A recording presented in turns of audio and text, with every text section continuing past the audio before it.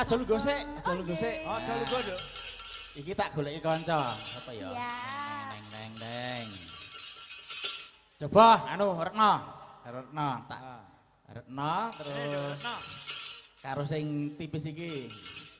Mbak Anggit. Sedaya tipis niki, Pak. Lah iya, mula ditipisi kabeh. Ini. Silakan berdiri. Ini.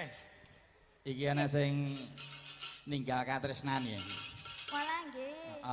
Di Samboyonan ya. Siap, Bapak. Yuk bersama pengrawit Sambodo. Samboyo. Iya, Sambodo. Samboyo. Samboyo Samboyone. laras Indonesia. Ayo. Masih ninggal katresnan. Ninggal katresnan ya. Spesial Bu Edi ganti Bu Edi, spesial Bu Edi. Menawa kunjuk datang ibu-ibu ingkang kala wingi cawis dedaharan Bu Willy dan kawan-kawan. Ya, luar biasa sugatanipun. Matur sembah nuwun Bu. Iya, dimasake komplit. Ya. Yo, kaya ngapa? Ninggal katresnan. Oke.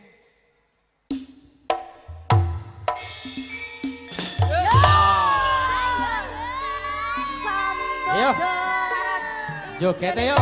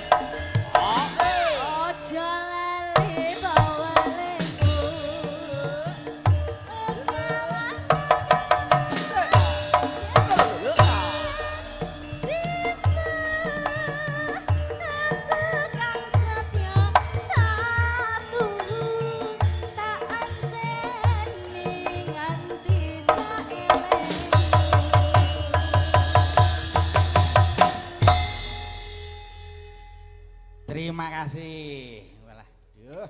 Gedunge nganti gograk. Dianter ya. Matur sembah nuwun. Nduk, apa? Iki engko nggon lelagon dibiyuke nggon gara-gara ya. Engko arep ngedeke karo Mbah Bayan meneh.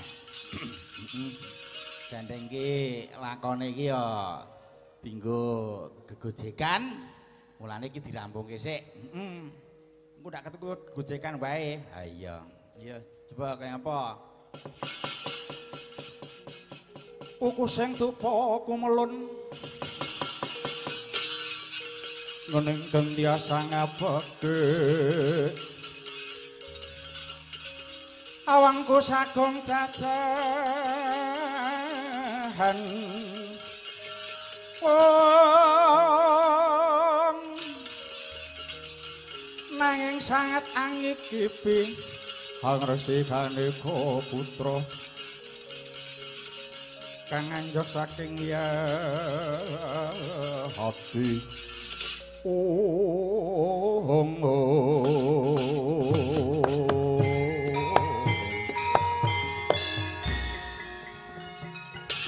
Sikropolo kang sumya pranjang posamya megale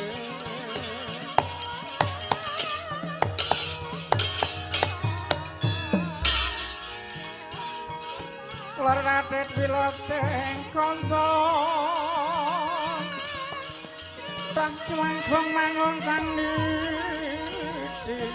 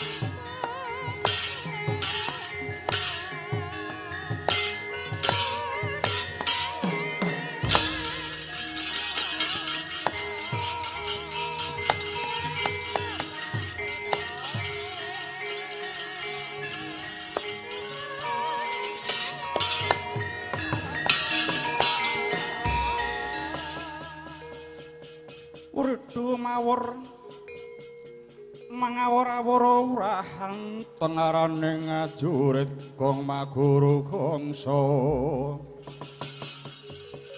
tata kaja putula wor panjriting turang resti yang twaja kang ketiter rakabah ingkang twaja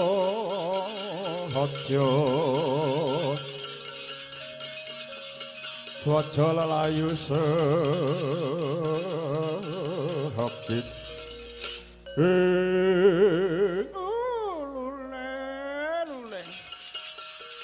dicuni piye Kakang Rubaya ora ngono lah kok kowe ki malah mundur ki eneng apa sowan ana Karang Kadempel kok terus mblirit ki eneng apa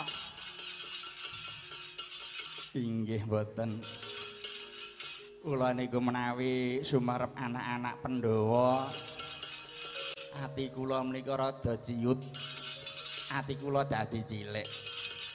Mula kula trimah medal saking Karang Kadempel kewala. Pripun Kakang Rubaya entuk gawe apa ora? Oh, lule dicuni. Pancen arep mboyong Semar ki pancen abot. Abot sambi kalane. Iki mau aku malah dadi gegeran karo Bagong anake kae. Ana kono Bagong nantang karo aku. Terus Bagong tak jak metu njaba ngono wae. Biasane Bagong ki metu njero kok iki ditokke njaba ki dengaren. Wis rasa selemayan. Aku ngerti pancen Bagong kuwi ana sing nandegani ya kuwi putu-putuku Pandhawa sing ngene.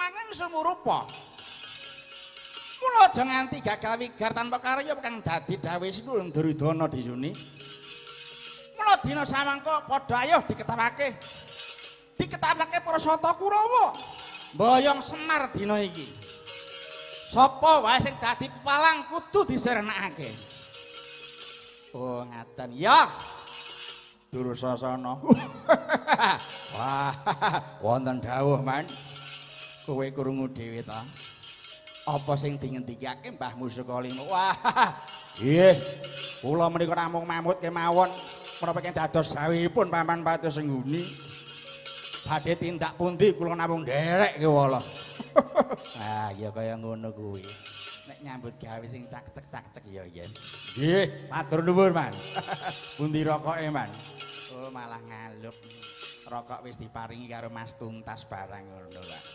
Pak nggih matur nuwun Man. Suwatama nggih kula wonten tinimbang dawuh. Mara kowe metu njaba dadi pambantah ing laku ya nggih. Aja mindhon gawene tinggal walik ing sarungmu. Inggih keparmadal pasuhanan kawula-naton. Sumrekang bala lumares Pudeleng Prawajapala warna-warna usanane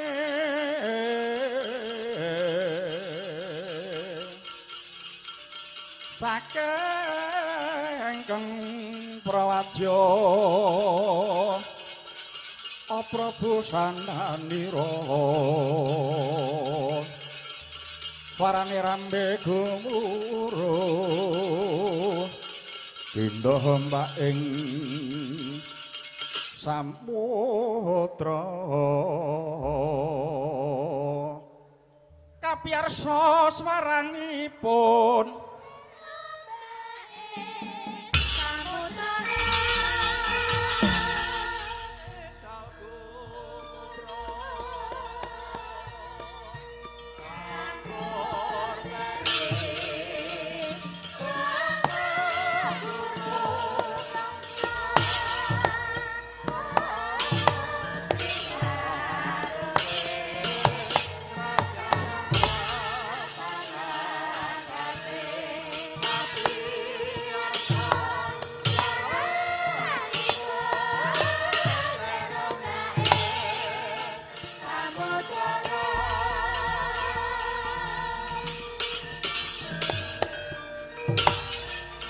Wah.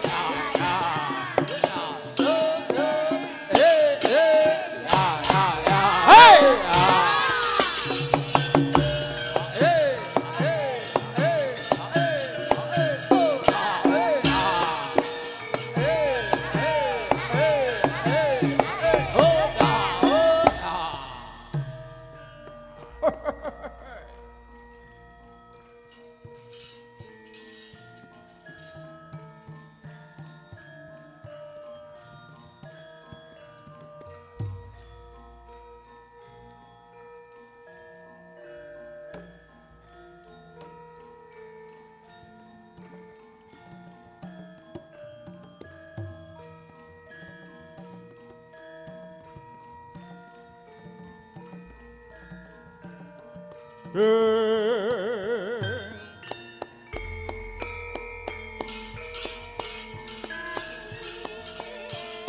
kang bala tumingal rangkap samya masalir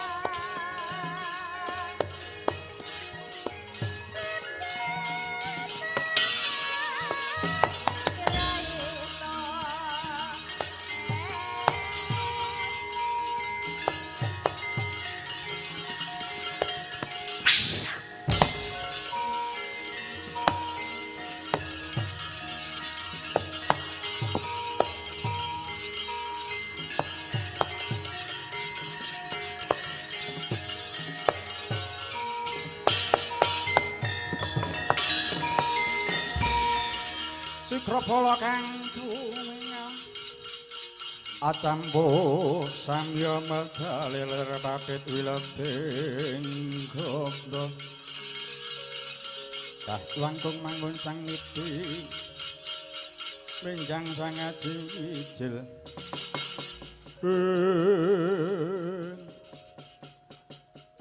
Bagong kula Den wis kowe rasah duweni rasa wasumelang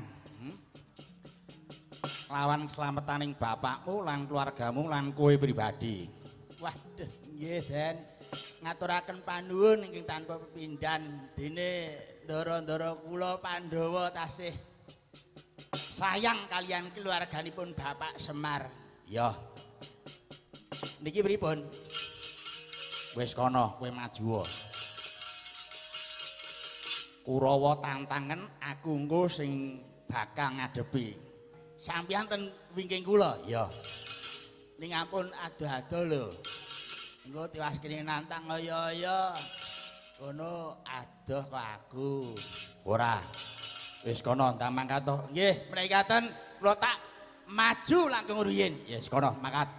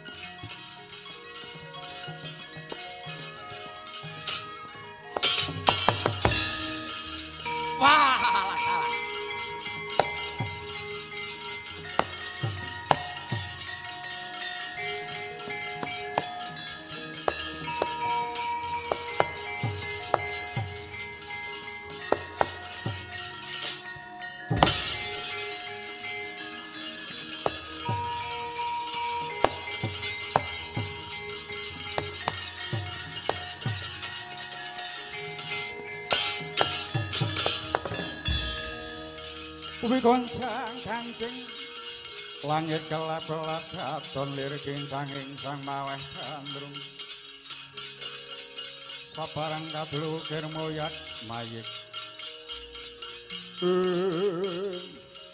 walah dalah lah iki sing tak goleki wani-wano nyaruwus lan bapakku Durna nguman-uman kelawan bapakku. Nguman-nguman ki sapa? Wong bapakmu kuwi ngunek-ngunekke ngancam karo bapakku. Yen bapak diancam karo wong liya, anak lanang sing bakal maju. Wah. Sugih kendel Bondowani Bagong. Dasar para nyatama Kartamarma. Kartamarma piye? Matamu melek Dik. Oh iya. Mas Watama. Mula aja mung pandrangan wae mriwatmu. Bagong. Ayo. Bapakmu Semar kudu diwenehke kelawan aku. Bakal tak boyong ana negara Ngastina. Wah, langap-langap bosmu. Lah kok kowe wani boyong karo bapakku? Sing arep gacuk apa, ha? Mo Swatama. Wah. Lah kok nyepeleke karo Swatama? Ora ngerti kondange Swatama. Swatama tau tate bedak praja Mboyong Putri. Lah kere yo dapurmu ngono. Wah, yen ngono nyoh tibani tangane anteman jek lakon dosa.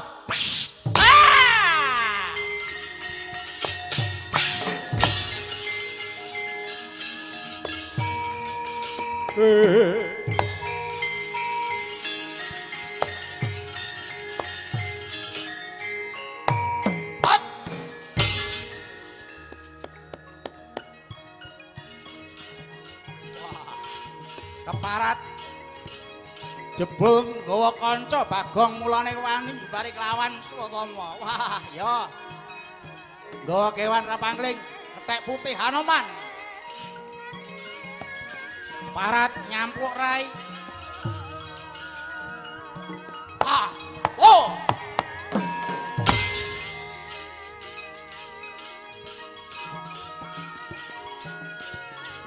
Wah. Ayo, unggalno dadamu. Yo.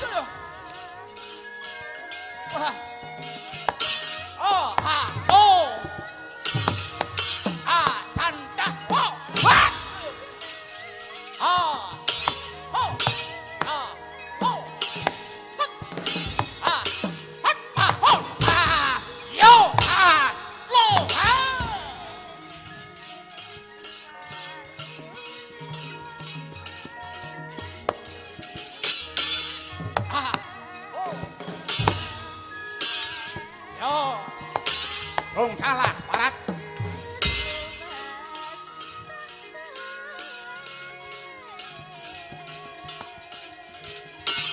Ha ha canda hot ha ha lo ha hot canda sikilmu beku ha ha ha lo ha wat wat wat jar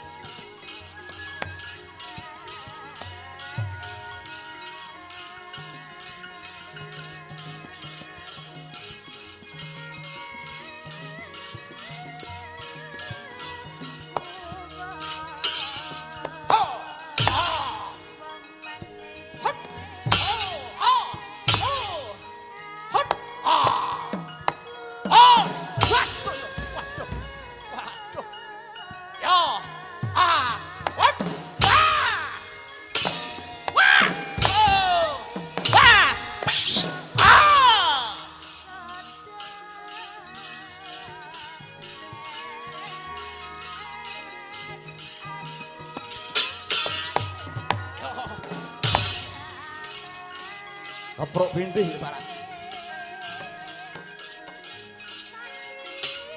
Yo.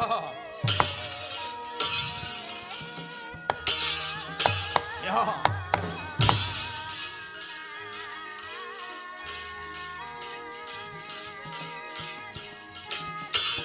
Hot. Oh. Ha. Ha. Oh. Ha. Hot. Oh. Oh. Hot. Hot. Hot. Hot. Hot. Ha. Wes biar ya. Yo.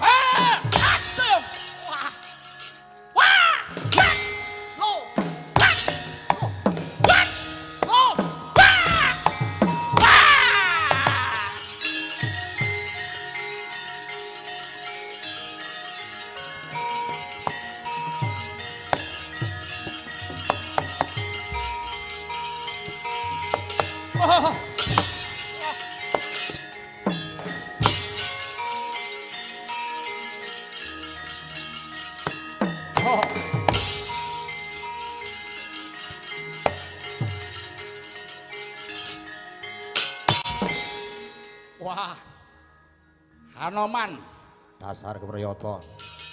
Ayo maju, ayo maju gini. Hop, hop, ha, hop, hop, waduh, waduh, wah, wah, hop, ha, lo.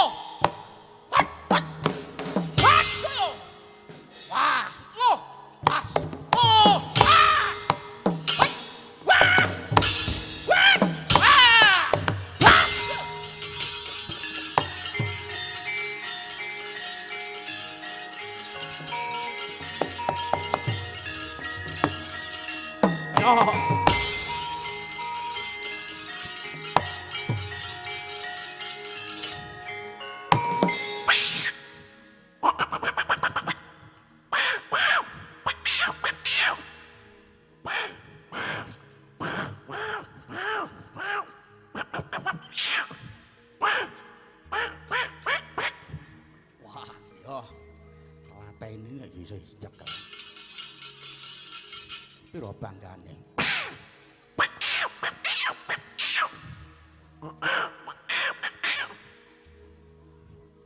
Ngerti omahe ya. Karo jenenge mudeng ya. Entuk nomor telepone barang ya. Ternyata ini sih nek ya kenal. Tuwekane ya sik pengen bocah. Perang umis ya. Nek ra umis kok Ora iso istirahat kok. Ayo. Hut hut hut. Hut hut hut hut hut hut wat. Ah, lo. Hat. Hat. Ayo. Mongso. Alon-alon nek yo candhak. Hut. Hut hut. Ah, lo. Hut hut. Hut. Ho hat. Hut. Lo. Lo. Ho ho ho ho ho ho. Hut. Hut. Hut. Hut. Ayo. Waduh, angel munceklane. Jane yo wis ora perawan. Karo nguyuk ora perawan. Telateni meneh yo sesuk tenan. Hut hut. Ah. Ho. Hut. Hut. Hut. Hut. Ha. Hut. Hut. Ho ho ho ho ho ho. Hut. Hut. Ha. Hut.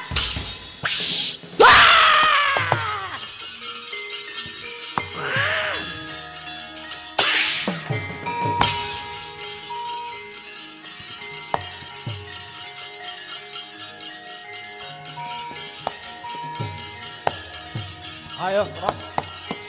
Ayo, terus.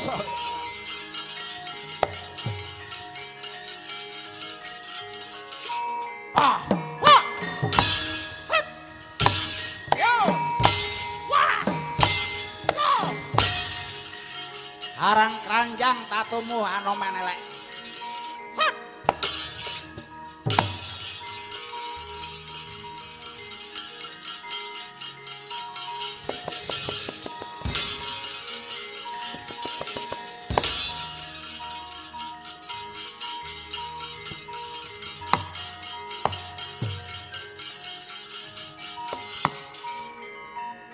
Ut. Ah. Ut. Eh. Weh. Weh. Ha. Wah. Weh.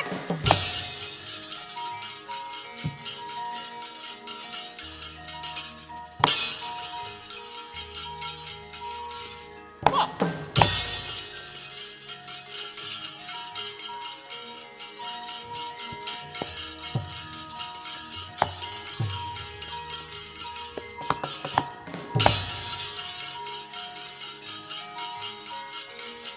Ayo, lakon.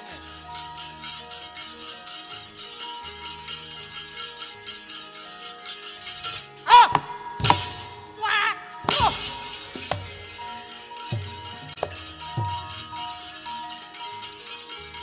Ah, ya tanpa dulu aku. Ah! Oh! Oh! No!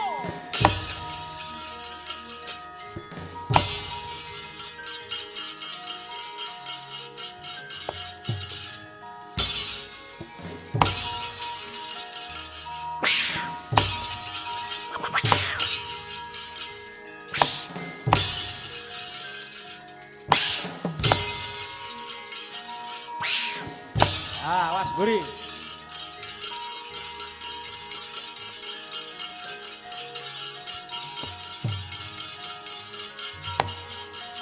Selamat. Wah, selamat. Loh, selamat. Yeah. Yeah. Yeah. Yeah. Selamat. Lalalala. Lalalala. Ayo Gong, beri Gong. Ah. Ah, Ahmad. Ya. Lu. You. You. Ya. Ya.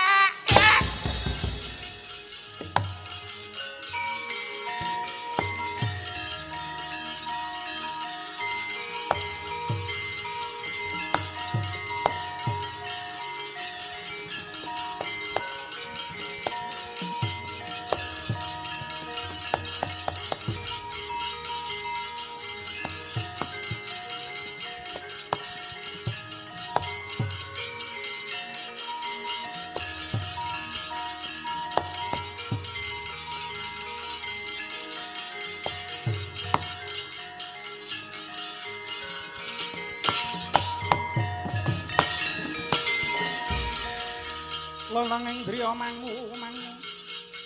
mangungkung kanduhan rimang lelena tanpa kanin pangkota tandul sasang yahuta homo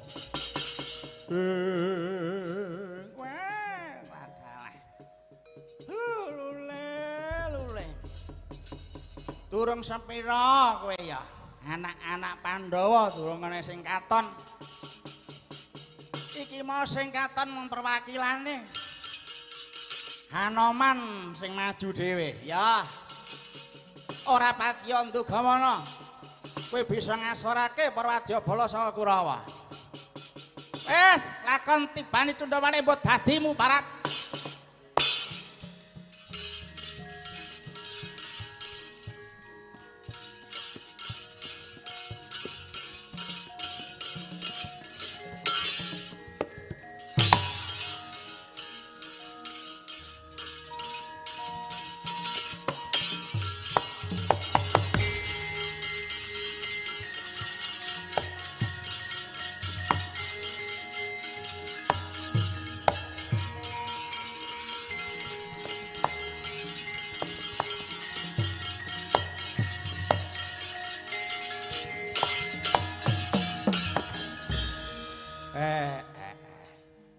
enten napa to Gus?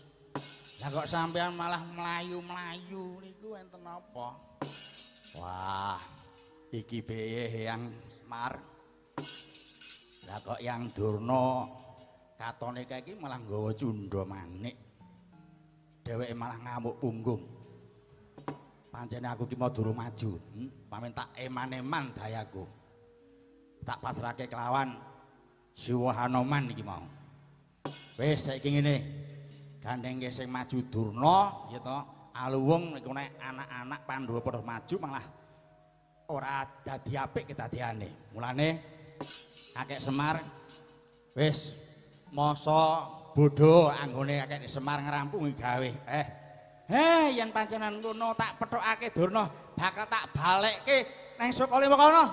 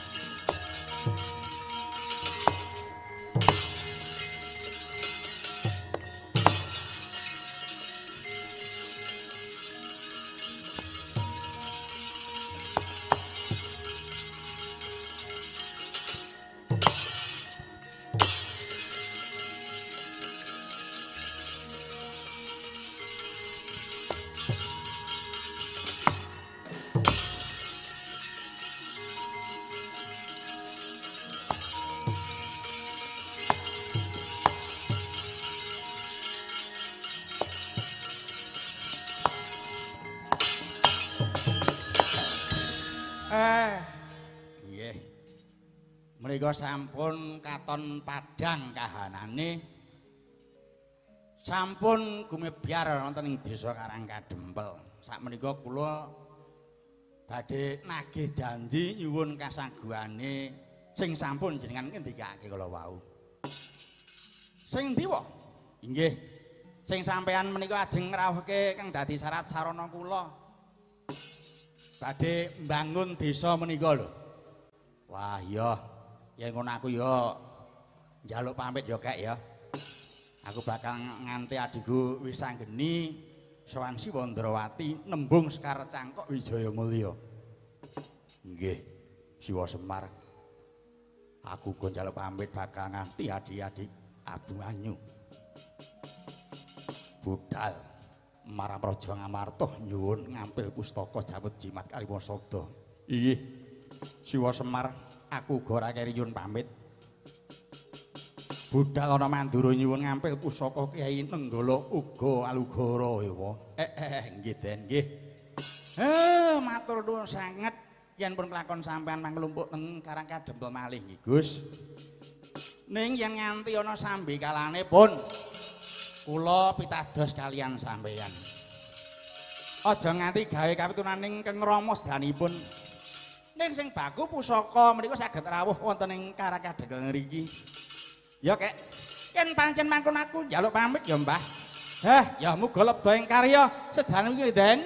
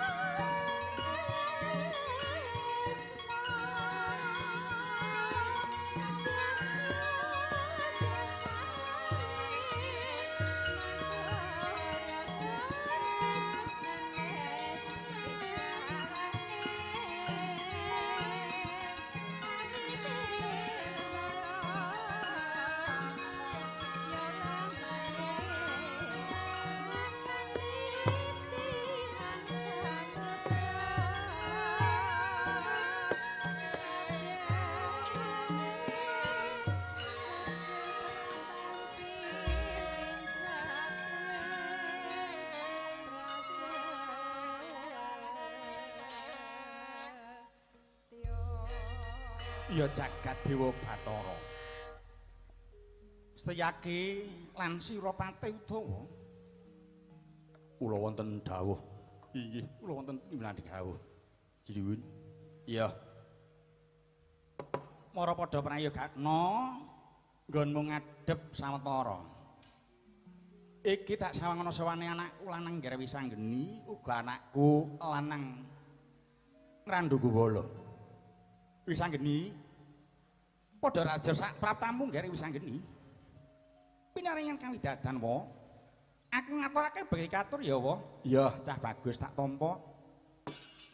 Ora liwat pangestune awakmu Ndrawati tumuli tampanana tak gegem jadi jimat. Antasena padha raja cah bagus. Ya slamet tekaku Pakde. Ya atur bektiku katur Pakde Ndrawati. Ya Antasena. Ndak tampa ora dadi ora liwat pangestune awakmu Ndrawati tampanana ya Antasena. Ya tak gegem dadi jimade. Urutan majaku sakarone ana wigati apa dene sira sowan tanpa tinimbalan, Nger? Ya, wa. Sepisan ngaturake bukti ya, wa. Dening ndungkap kang angka 2 prataku sowan ana ngersane Siwa ora merga ana utusan saka wong tuaku Pandhawa ki ora. Ning aku ditus lawan Siwa Semar Badranaya. Lho.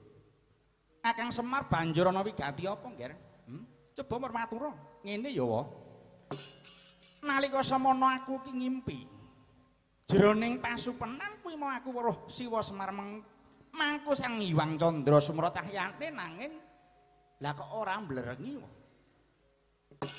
Banjur aku nganti para putra Pandhawa nanjake kelawan Siwa Semar. Apa to werdine impen mau? Pranyata impen mau jebul Siwa Nayantaka bakal duwe gawe. Kakang Semar bakal duwe gawe apa Ngger Wisanggeni? Duwe gawe ora kanggo pribadining Siwa dhewe Semar iki ora, wa. Ning Siwa bakal duwe gawe mbangun desa. Mbangun desa. Iya. Tumuli aku miwah para putra sagus sabiyantu lawan Siwa Semar. Banjur Siwa Nayantaka paring dawuh lakon panjangkane nggone mbangun desa nanging ana syarat-sarana kang kudu dilakoni dening Siwa Nayantaka. Ya kuwi tanalika Jabaya mung karaka dempel nyuwun tulung ora keteng sak kedheping paningal. Kudu linenggan pusaka Ndrawati ya kuwi Sekar Wijaya Mulya. Wa, mula gandeng para putra kang dipandhigani putramu Sanggeni wis padha saguh marang Siwa Nayantaka. Tumuli aku tinuding budidaya sarta matur marang panjenengan Siwa Ndrawati. Aku nyuwun Sekar Wijaya Kusuma bakal tak boyong marang kadempel. Mengko yen wis rampung Siwa Semar manggon desa bakal enggal tak kundurake menyang Ndrawati, wa. Kanggo dari tiasra riwut Urwete arawat mewati wedi kalamun kauningan wong brengsang hambek ngumolot di tanwandi pinardi bloko kajurnan kang hambek judi Wisanggeni aku pancen ngakoni. Aku pancen nglengganani Kakang Semar kuwi pengayemaning para Pandhawa. Ning kowe kudu eling, Nger, kowe kudu sumurup. Semar kuwi, ya ta, Semar kuwi mung derajate aceplik, derajate batur, ya ta.